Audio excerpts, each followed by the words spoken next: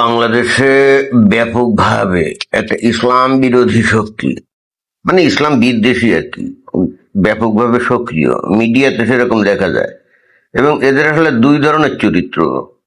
একদিকে তারা ইসলামের জয়গান করে, আবার অন্যদিকে ইসলামকে যারা ধারণ বাহন করে তাদের আবার চরিত্রের স্খলন ঘটায়, এবং সেই ঘটনাগুলো আবার সাড়ম্বরে তারা প্রচার করে।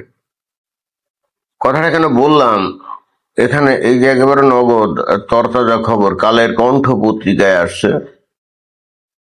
সেটা হলো যে মানে শ্বশুর কর্তৃক গৃহবধূকে ধর্ষণ, এবং অতঃপরে যে পুলিশ গ্রেপ্তারও করছে। এখন গ্রেপ্তার করছে ঘটনা কি? ঘটনা এখানে বলছে যে চুয়াডাঙ্গার দামুড় হুদা উপজেলায় পুত্রবধূকে ধর্ষণের অভিযোগে শ্বশুর ওমর আলীকে গ্রেপ্তার করেছে পুলিশ। বৃহস্পতিবার ভোরে তাকে আটক করে দামোড় হুদা মডেল থানা পুলিশ। আচ্ছা, তাই না? তার মানে শ্বশুর তার ছেলের স্ত্রী, মানে পুত্রবধূ, তাকে দেখে তার ইমানদণ্ড ঠিক রাখতে পারে না। ইমানদণ্ড উত্থিত ছিল বা উত্থিত হয়ে গেছিল। এখন সেই হেতু উত্থিত ইমানদণ্ড ঠান্ডা করার জন্য সে কি করছে? ঝাঁপিয়ে পড়ছে। এখানে যে ঘটনা আমি পড়লাম ভিতরে, সেটা হলো যে ওই শ্বশুরের ঘরের মধ্যে মানে ওই তার নাতি ছিল, নাতি বা নাতনি। তো তার পুত্রবধূ ওই ঘরে ওই নাতি বা নাতনিকে আনার জন্য যখন যায়, তখনই এই হঠাৎ করে ইলেকট্রিসিটির শক খাওয়ার মতো এই শ্বশুরের ইমানদণ্ড উত্থিত হয়ে যায়, এবং আগ্নেয়গিরির অগ্নুৎপাত উদ্গীরণের জন্য রেডি হয়ে যায়। তখন তো স্বাভাবিকভাবে আর বিবেক বুদ্ধি লোপ পায়, তাই না? তো পুত্রবধূকে জোর করে ধরছে, ধরে সাথে সাথে ওখানে একেবারে জায়গায় ধরতক্তা মার পেরেক করে দিয়েছে, বুঝেন নাই? তো অতঃপর এখন পুত্রবধূ সে চিন্তা করছে এটা কোন ধরনের কথা, তার ছেলেও তার সাথে ধরতক্তা মার পেরেক খেলবে আর তার বাপও খেলবে, এটা তো হয় না, এটা তো হয় না। তো সে কি করছে, কেস করে দিয়েছে, এবং অতঃপর এই যে এইটা শ্বশুরকে এই পুলিশ গ্রেপ্তার করে এখন হাজতে দিয়েছে। তো এখন প্রশ্ন হচ্ছে যে এইটার সাথে এই যে ইসলাম বিরোধীরা যে ব্যাপকভাবে সক্রিয়, যদিও আবার বাংলাদেশের মানুষ দিন দিন ভয়ঙ্কর ধর্মোন্মাদ থেকে মানে মানে কি বলা যায়, আর কি হচ্ছে, মানে আস্তে আস্তে ধর্মোন্মাদিত হচ্ছে, তাই না? আবার এট দ্য সেম টাইম প্রচন্ড ইসলাম বিদ্বেষী কর্মকাণ্ডও কিন্তু বাংলাদেশে লক্ষণীয়। তো এখন এই যে শ্বশুর কর্তৃক তার স্ত্রী ওই পুত্রবধূ ধর্ষণ, এই ঘটনার সাথে এটা সম্পর্ক কি? সম্পর্কটা আপনারা যদি আপনাদের আইকিউ মোটামুটি এভারেজ লেভেলে থাকে বুঝতে পারবেন। এখানে যে ছবি দেখা যাচ্ছে না, ছবি দেখলে আপনারা বুঝতে পারবেন যে এইটা কতটা গভীর ষড়যন্ত্র করে ইসলাম বিদ্বেষী কর্মকাণ্ড করা হচ্ছে। ছবিতে এখানে যে শ্বশুর, আপনি তার চেহারা মোবারক দেখছেন, একেবারে কি সুন্দর সুন্নতি দাড়ি, না? আলখাল্লা পরা, তারপর মাথায় টুপি, তার মানে বুঝায়, দেখে মনে হয় যে কোনো মসজিদের ইমাম অথবা কোনো মাদ্রাসার হুজুর। একেবারে সহি ইমানদার বান্দা, মুমিন মুসলমান।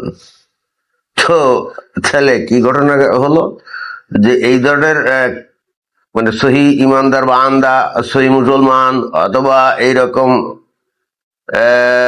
চেহারার ব্যক্তিবর্গ দেখবেন যে প্রায় এই ধরনের ঘটনার সাথে জড়িত হয়ে গ্রেপ্তার হয়, এবং পত্রপত্রিকা, মানে বিশেষ বিশেষ কিছু পত্রপত্রিকা আছে, সেগুলো ব্যস্ত থাকে এই সমস্ত খবর একেবারে সাড়ম্বরে প্রচার।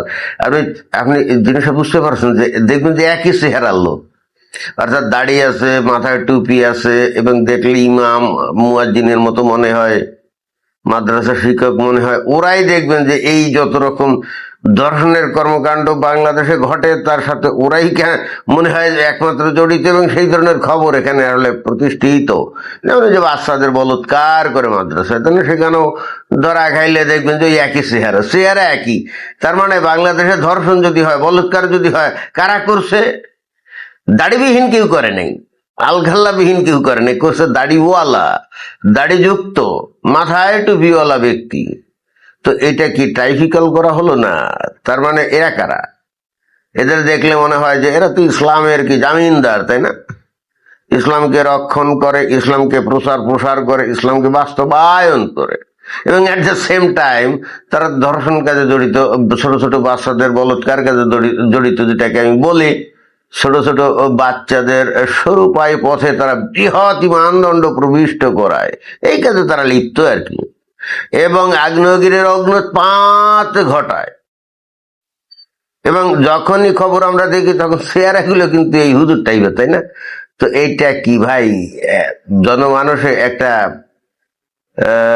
এমন একটা চিত্র তৈরি করা হচ্ছে যে বাংলাদেশে হুজুররাই একমাত্র দর্শন করে, বলৎকার করে, এরকম একটা ভাবমূর্তি তৈরি করে না, এটা কি ইসলাম বিদ্বেষী এক কর্মকাণ্ড না? অথবা আমি এটা তীব্র প্রতিবাদ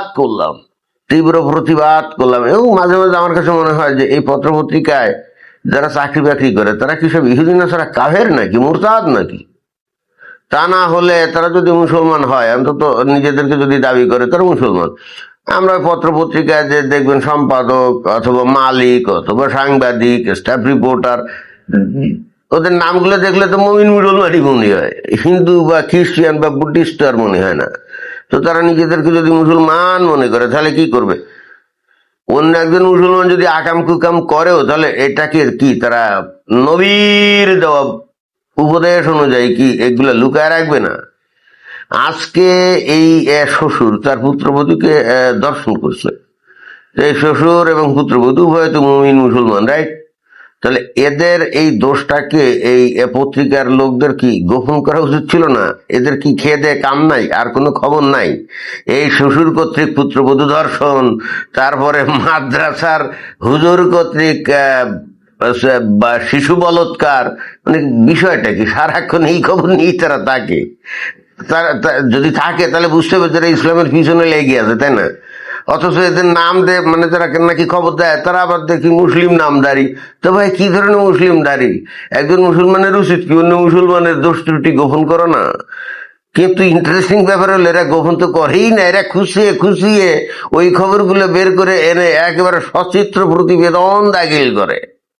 What does it mean? It means they are Islamophobe. They are Islamophobe, right?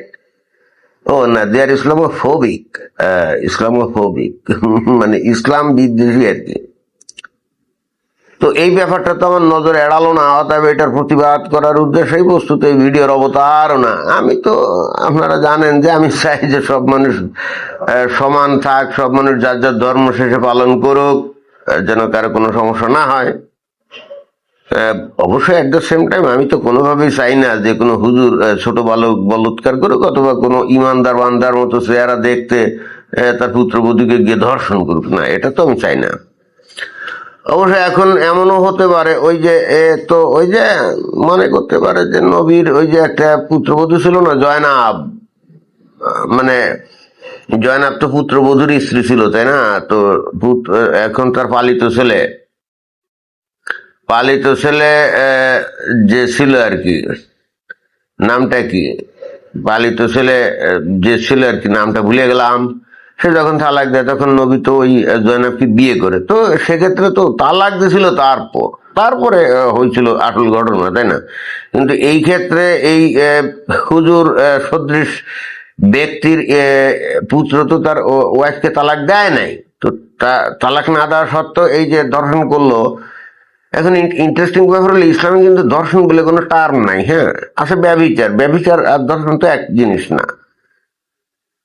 এই যে ব্যভিচার মানে ওই যে দুইজন নারী পুরুষ বিবাহিত, মানে নিজেদের মধ্যে বিবাহিত না, বাট অন্য ক্ষেত্রে তারা বিবাহিত, অন্যের সাথে বিবাহিত, তারা যদি নিজেদের ইচ্ছাকৃত ভাবে যদি যৌন ক্রীড়া করে তাহলে ওটাকে ব্যভিচার বলা হয়, এবং তার শাস্তি তো কোমর পর্যন্ত পুঁতে পাথর ছুঁড়ে হত্যা।